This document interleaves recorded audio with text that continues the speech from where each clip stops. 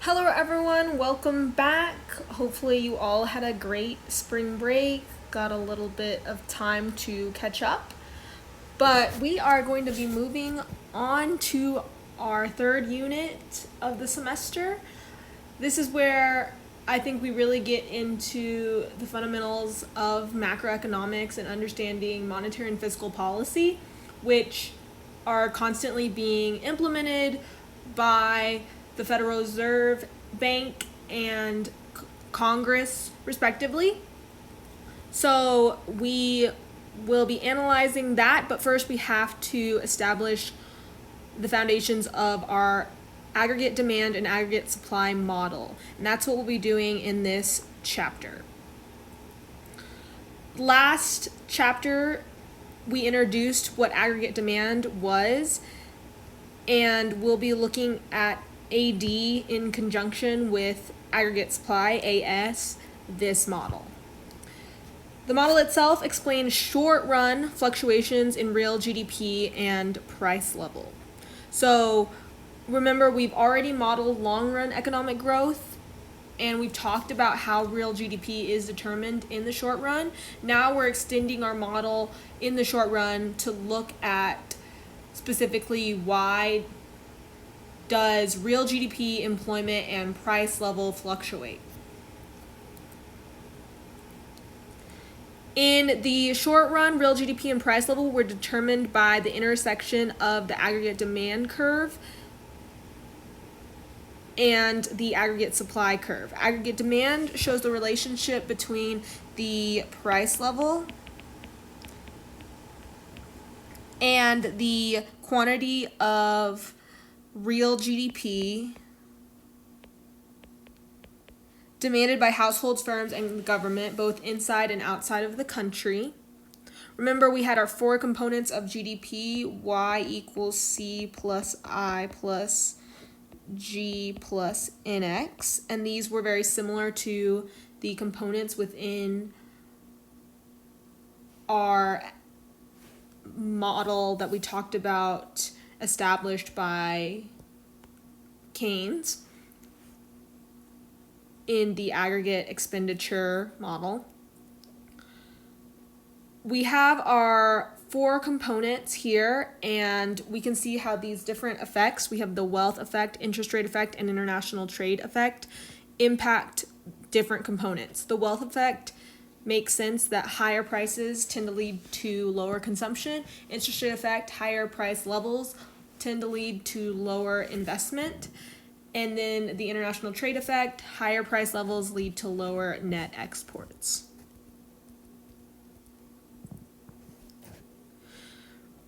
Just like we talked about in the third chapter, there's a difference between the movement of a curve and a shift along the curve. When we move along the aggregate demand curve here, that occurs when price level changes and the change in price is not caused by a component of real GDP changing. A shift of the demand curve, in this case aggregate demand, happens when a component of real GDP changes. So make sure you understand differences between shifting and a movement along the curve. And when I say components of real GDP, we're talking about the above components we talked about. Okay? So we're going to talk about factors that shift the AD curve one by one.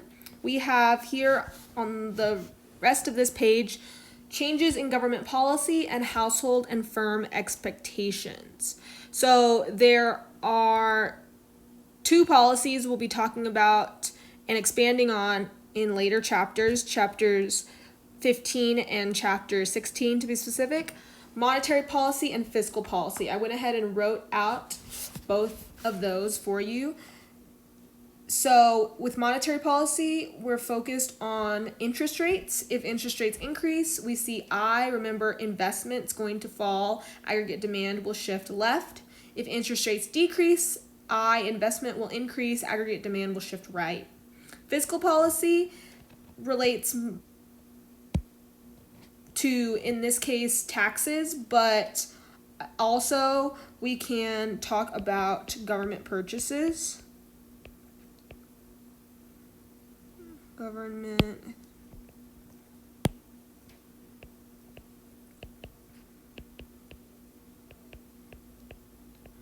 Remember, that's the G component, stimulus.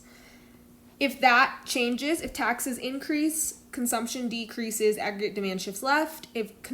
If taxes decrease, consumption increase, aggregate demand shifts right. Government purchases, when government purchases increase, consumption tends to increase, aggregate demand shifts right. When government purchases decrease, consumption will fall and aggregate demand shifts to the left. Finally, we have here household and firm expectations. This talks about more and less optimism versus pessimism. Typically, more optimistic expectations lead to increases in both consumption and investment. So aggregate demand shifts right, while less optimism leads to less consumption and investment. Aggregate demand shifts left. Okay, we also have growth rate of domestic GDP relative to foreign growth rates. So let me move this here. If foreign income rises slower than domestic income, imports of domestic goods fall, net exports fall, and aggregate demand shifts left. Again, since this isn't a international economics course specifically, I'm not asking you to understand the international side in a lot of detail, but I do want you to understand the overall concepts. Looking at exchange rates, when the dollar appreciates in value, remember that's going up in value. Exports are becoming relatively more expensive, aggregate demand shifts left. If the dollar depreciates, aggregate demand shifts right. Thinking about exchange rates, we want to think about when the value of our dollar increases, other countries relatively depreciates or decreases. So as the dollar appreciates, other currencies are depreciating. Our goods are becoming more expensive to foreign countries. That's why our exports fall. They tend to fall when our dollar appreciates, because they now can't afford our products as much because their currency relatively is worth less.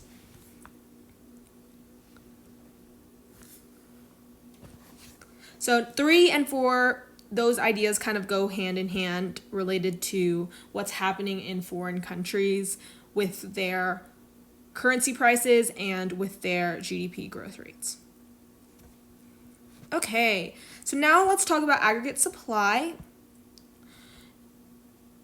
Aggregate supply refers to the quantities of goods and services firms are willing and able to supply. Relationship between this quantity and price level is different in the short run and the long run. So we have two different aggregate supply curves. So we have our long run aggregate supply curve, or LRAS is what I'll refer to it as. This is a curve that shows the relationship in the long run between price level and quantity of real GDP supplied. In the long run, the level of real GDP is determined by the number of workers, level of technology, and the capital stock. Long run aggregate supply does not depend on price level. It occurs at potential or full employment GDP. Remember, that's when we have no cyclical unemployment.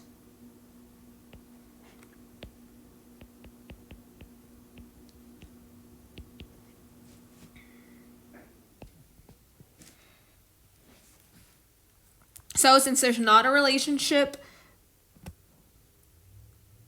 or there's not a dependence on the price level, LRAS is going to be a straight vertical up and down line. And we're going to see it advancing each year as we assume that number of workers, technology levels are consistently increasing over time.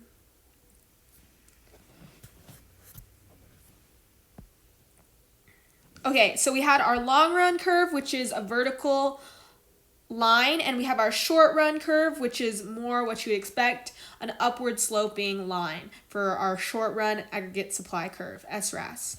That's the relationship in the short run between price level and quantity of real GDP supplied.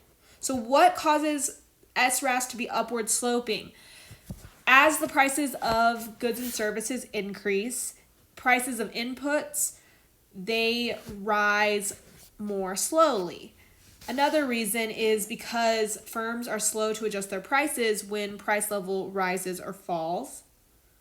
And menu costs can make some prices sticky. Menu costs are the costs to businesses of changing prices.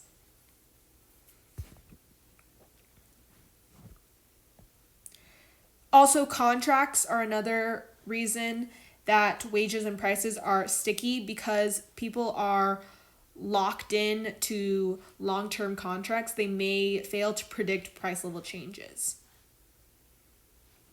And then firms are slow to adjust wages. Annual reviews typically only happen once a year, so if prices change in a short period of time, wages may not accurately reflect the adjustment. So we talked about factors that shifted long run. We talked about factors that shifted the aggregate demand curve. Now let's talk about factors that shift the short run aggregate supply curve. We have increases in the labor force or capital stock, changes in productivity, expected future price level, underestimation of price levels, expected price of an important natural resource, and a supply shock, which is an unexpected event that causes SRAS to shift.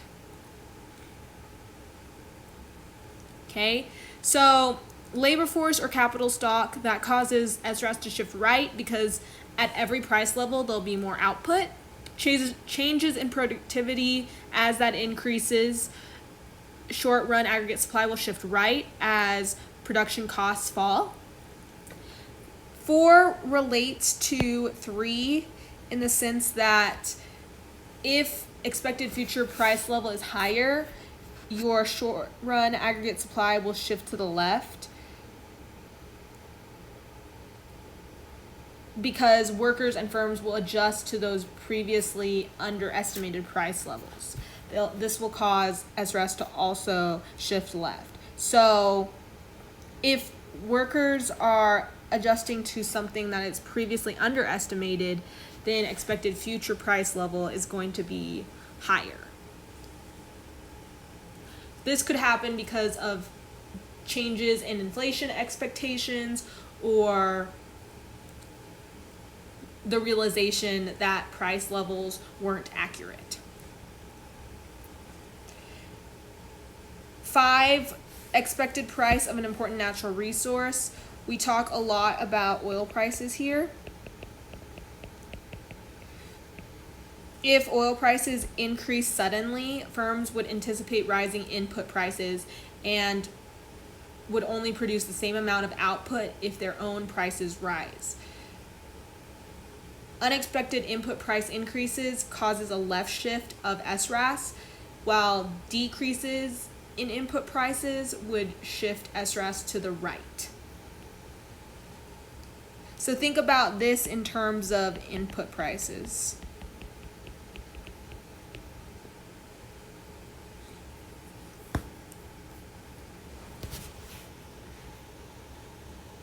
So let's write the example here.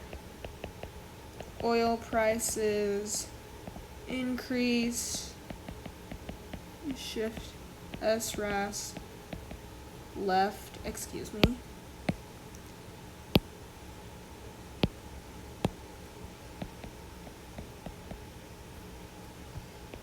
unexpected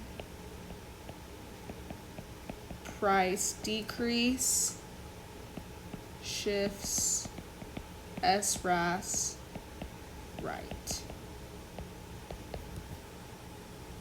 Okay.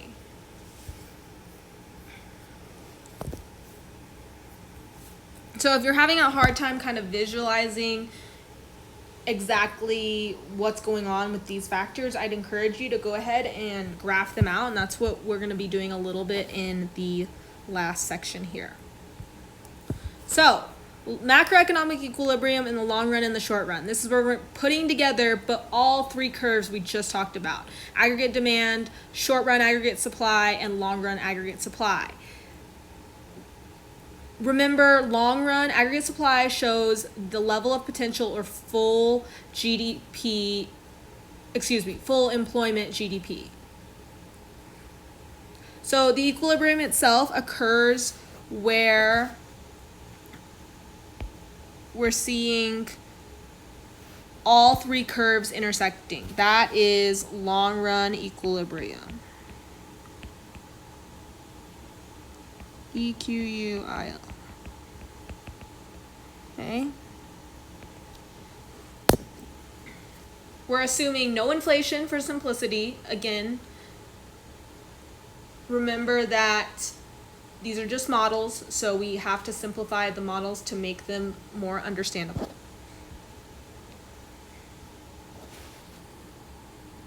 So where is long run equilibrium on our PPF curve? Remember, it is going to be on our institutional PPF curve.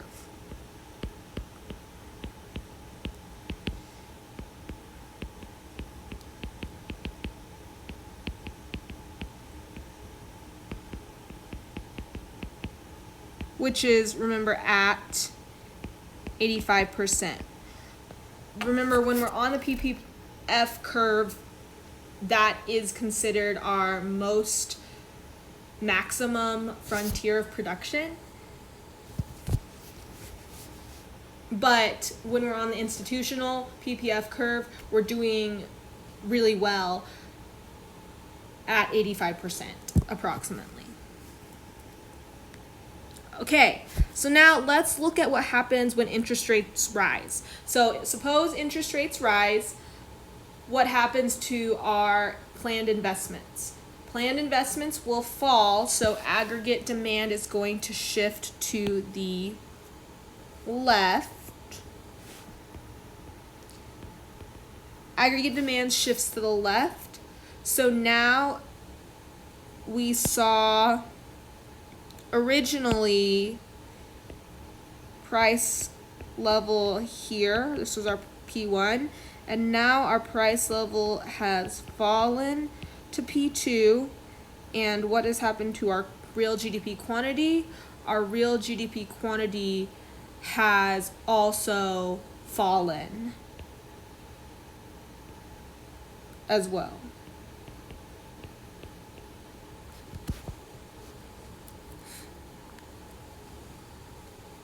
So what eventually happens is that workers will lose their jobs, firms will lose their sales, and will go into a recession. However, eventually workers will start to accept lower wages, firms will expect lower prices and adjust accordingly, and short-run aggregate supply will shift to the right. When short-run aggregate supply shifts to the right, oops, gotta go back to the right color. This is aggregate demand 2. When short-run aggregate supply shifts to the right, what do we see? We see a restoration of long-run macroeconomic equilibrium with a lower price level. So price is pushed even lower. Price 3 is pushed lower, but we are restored back to our original Q1. So equilibrium moves from point B to point C, This is point A originally. And we see a lower price level.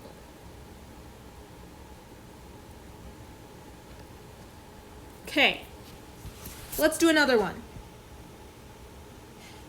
If, hypothetically, COVID vaccines over the next 6 months have positive results, which they are showing positive results, then we will see an increase in optimism from businesses. What does that do? Increase in optimism causes aggregate demand to shift to the right. So aggregate demand shifts to the right. Here, I'll zoom in more for y'all. And we see because the right shift of aggregate demand will result because an increase of investment. Unemployment is going to fall below its natural rate, right? So rising wages will occur. There will be an increased demand for goods, which also raises prices, okay? So we can see that. It's not the right color. I messed up again.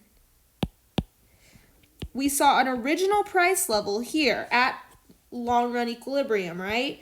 So that was at price 1, Q1. Now we see a new equilibrium. So what's happened to our real GDP? It's gone up. Increase in production because of increased demand, and our prices have also gone up. So what eventually happens is companies and workers increase their expectation about price level. They see the rising prices and they're like, okay, we realize that prices are gonna go up. And so what do? Short run aggregate supply curve will now shift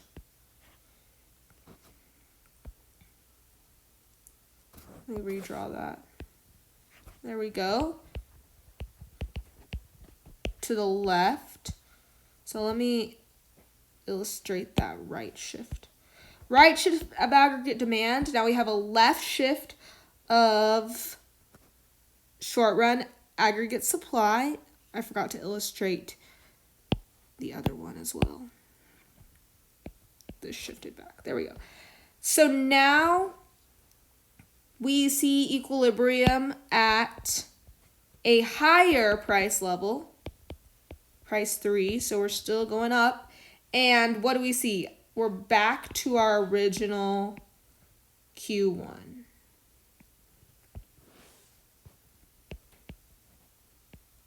So the adjustment in the long run moves us back to long run aggregate supply, and we're at long run equilibrium, and we move back to our original quantity of real GDP. Okay. So what about a supply shock? So what if our short run aggregate supply curve suddenly shifted because we saw prices of oil increase? We see a major shift of our short run aggregate supply curve to the left, and we call this a supply shock. So what has happened to prices now? They are extremely high. Prices were originally here. Whoops. Don't make the same mistake as me. Start from the original. Always start from the original. Price 1. Our equilibrium is not up here where I put it before. It's over here. Price 2. What has happened to our quantity? It's fallen. This causes stagflation, combination of an inflationary period and a recession. It's usually driven by a supply shock. With lower output levels, people become unemployed and products are just sitting on the shelves. Inventory starts stacking up. Workers accept lower wages. Firms decrease prices to clear inventories. And short run aggregate supply is going to move eventually to the right. It may not necessarily move all the way back to macroeconomic equilibrium, though. It depends on the severity of the supply shock, but it may take some time to move back to long run equilibrium, our original quantity of GDP. In cases like this, either waiting it out is one option, or the implementation of monetary and fiscal policy is our other option. That may shorten the time period to move it back towards macroeconomic equilibrium. But we'll talk about later, these policies aren't always effective.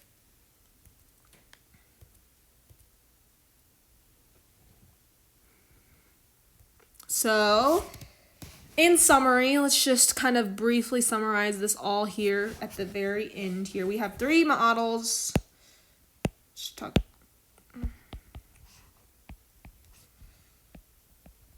So in our first model, interest rates go up.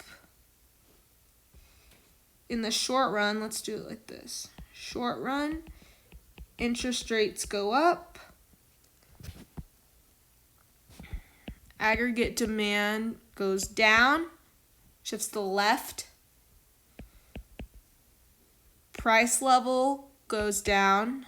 That's a really bad looking arrow. Price level goes down. Quantity of real GDP also goes down. Then in the long run, what happens? We move back towards macroeconomic equilibrium. Short run aggregate supply increases. Price levels go down. Quantities go back up. Then in our second scenario here, we have in the short run, and we have the long run as well. In the short run, we have increase in optimism.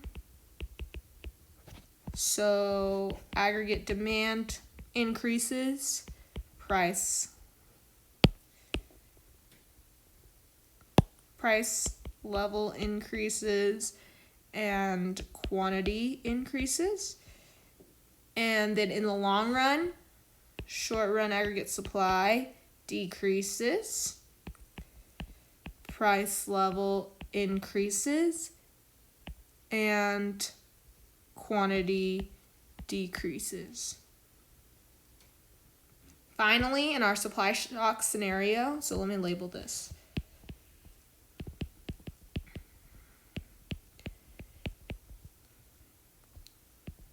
So, third scenario, we see a supply shock.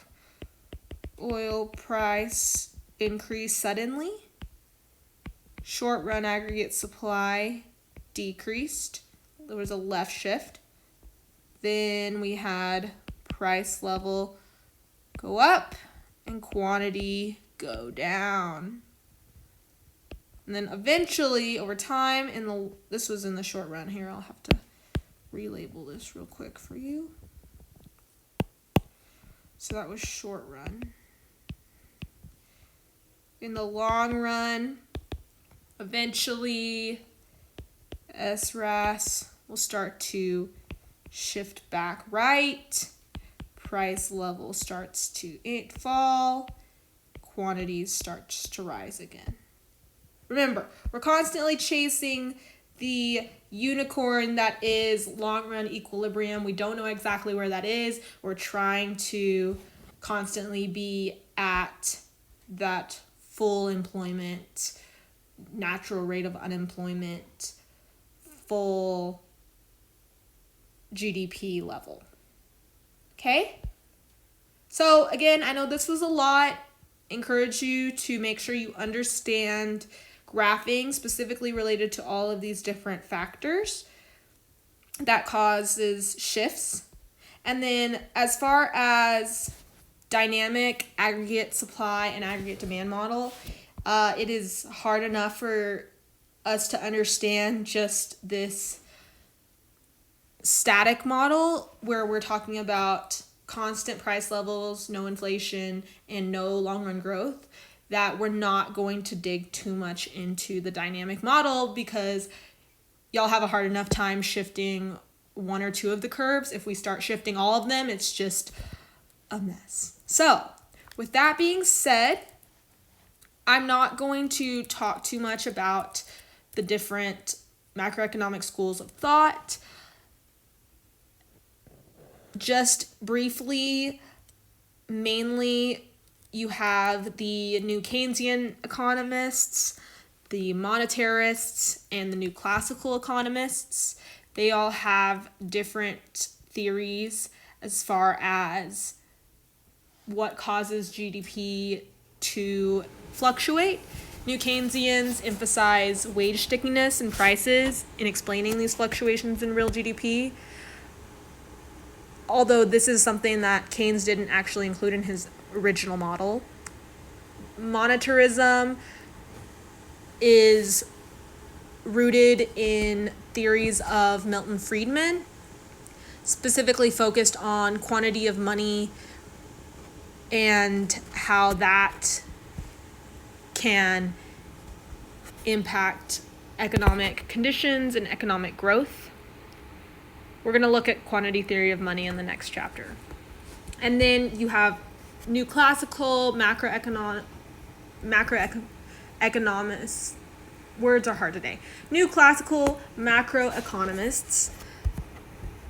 And these focus on rational expectations of workers and firms, how workers and firms develop expectations about price levels, and wages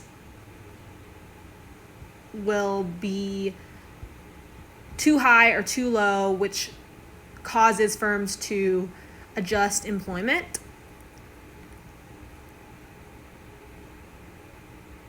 And there are some other schools of thought regarding economics. Austrian School of Economics argues for market system over economic planning.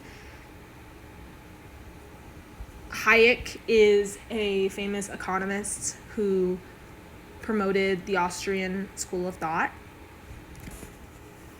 This also developed the idea that low interest rates caused by the central bank are the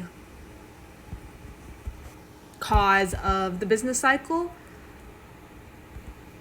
And all of these schools of thought and theories are different ways of explaining the economy.